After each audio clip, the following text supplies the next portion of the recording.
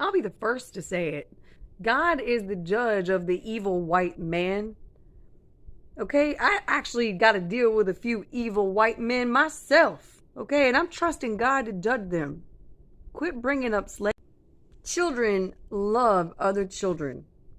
I remember my beautiful blonde haired little white princess. Man, she loved black people. When we would go out to eat, she would stare them down. And not in fear, in just pure amazement. Just like I do when I look at the sunset. Okay? God's creations. Okay? If somebody hates another one of God's creations, that's because that person has a problem and God is going to deal with them. Yes, what happened to the Indians, what happened to Egyptians, slavery has happened to a lot of people, but we don't have to keep bringing it up in a day-to-day basis.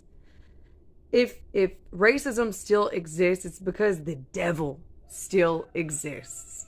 And if it really bothers somebody that much that God created somebody, then that person is going to have to deal with God. And the things that white people did to black people was also done to black people by black people and to white people. Okay?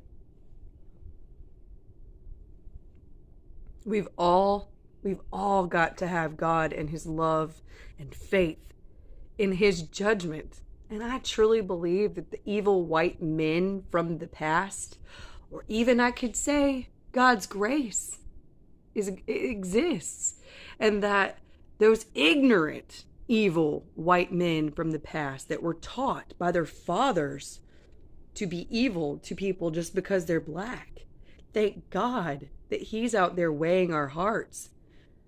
And all of this, we're ignoring how amazing it is that God created cotton. Isn't cotton really cool? Can y'all just set the war aside and just think about the fact that even if we went to Hawaii, cotton is the most useful, like even the beautiful hibiscus flower, as much as I love it, okay? It's nothing compared to the uses of cotton. And here we are afraid to even, I personally as a white person don't even feel comfortable mentioning cotton. You know, but it is important that we recognize that God gave us everything we need, including the ability to trust in him and including the ability to discern what is right. Even today, racism does exist, guys, but we've got to let it go and give it to God when you see it on either side.